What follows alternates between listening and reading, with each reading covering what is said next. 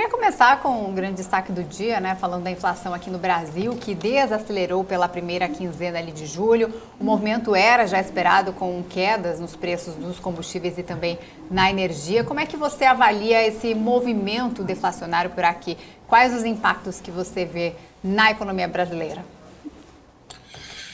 Olha só, primeiro a gente tem que sempre levar em conta que não é uma deflação, né? Continua tendo inflação. Então, ou seja, o problema não está resolvido, isso é sempre importante destacar. Tá?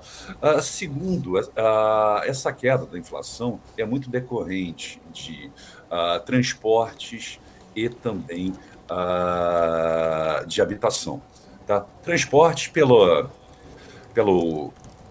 vamos dizer assim, tabelamento do ICMS até o topo de 17%, que obrigou alguns estados a reduzirem. Tá? Então, você tem um efeito positivo. Também uma significativa redução do preço do petróleo, tá? Que permitiu que a Petrobras reduzisse o preço dos combustíveis, gerando uma queda em torno de 5% da gasolina e 8% do diesel. Tá? Habitação, muito em conta da retirada da tarifa extra de energia, né? Voltando para a bandeira verde, e alguns estados também com redução de ICMS da energia. Esses são os impactos positivos. Agora, dos itens do IPCA, essa prévia de inflação do mês, foram os dois únicos que caíram, né? Então parece assim que é uma queda meio artificial. A gente, às vezes, quer dizer, a gente não tem certeza se isso vai continuar quando os efeitos, essas medidas pararem de ser utilizadas, ou seja, no final do ano. Agora, por outro lado, pelo lado ruim, o vestuário subiu bastante. O vestuário tem um impacto pequeno, mas o maior de todos é a alimentação. A alimentação que teve um pulo de 1,16% de junho para julho, tá? Isso gera um impacto positivo de 0,25% do IPCA 15. Tá? Para vocês terem uma ideia, o transporte deu um impacto negativo, seja para baixo, de menos 0,24%, e a habitação de 0,12%, sendo que o transporte reduziu de junho para julho 1,08% e a habitação 0,78%. Tá? A alimentação é o grande problema, né? E destaque-se o leite, né? Que no ano já tem um aumento acumulado de mais de 50%. E no mês, um aumento de 22,27%. Então, isso impacta em leite e todos os derivados do leite, queijos, requeijão, etc. Tá? Esse é um problema. E é um problema que, eu insisto, não é de demanda, é de custos. Tá? Como assim? O preço do leite tem 4 componentes que são responsáveis para isso, basicamente. Tá? Que são as mudanças climáticas, ou seja, o excesso de chuva no Nordeste e a seca no Sul. Tá? Isso influi na qualidade de milho e soja, que são a ração básica do gado.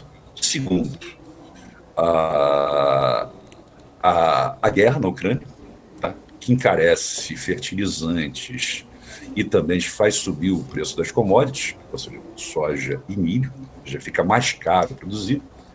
A alta da energia elétrica, isso porque as máquinas que retiram o leite são movidas por energia elétrica e também o esfriamento do leite é movido por energia elétrica.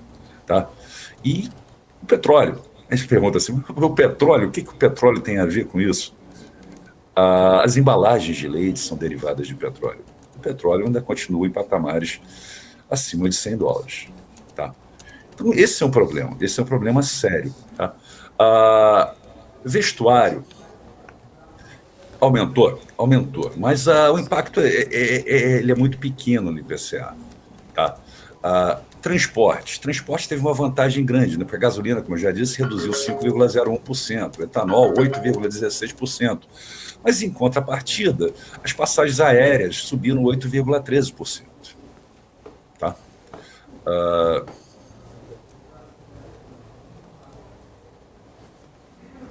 Agora, é o menor nível de IPCA que a gente tem desde junho de 2020. Tá?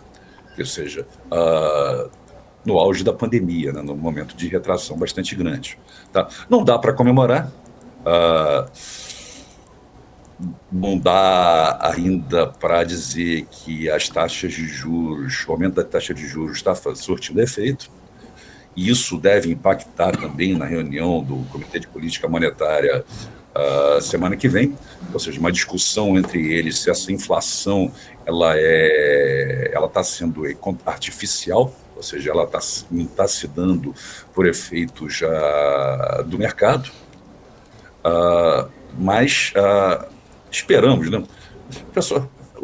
A ata do Banco Central colocou que eles devem fazer colocou que eles farão um aumento ou de igual magnitude ou menor. Tá? O mercado está apostando em 0,25. Tá? Isso é... Tem gente já falando de mais 0,25 depois, para chegar a 13,75. Eu não sei se isso resolveria o problema, como eu estou dizendo, eu acho que a inflação é de custos hoje em dia. Tá? Custos não é demanda. Inclusive, acredito que as medidas assistencialistas, esse auxílio emergencial, não terá impacto algum sobre inflação. Até porque ele está limitado até o final do ano, por enquanto, né? Por enquanto. Infelizmente, eu acho que tem que ser feito nessas medidas assistencialistas hoje em dia, nessa situação de caos que o país está vivendo, tem que ser feitas, mas eu não sei se resolvem o problema. Não gosto muito de medidas paliativas, não, apesar de serem necessárias.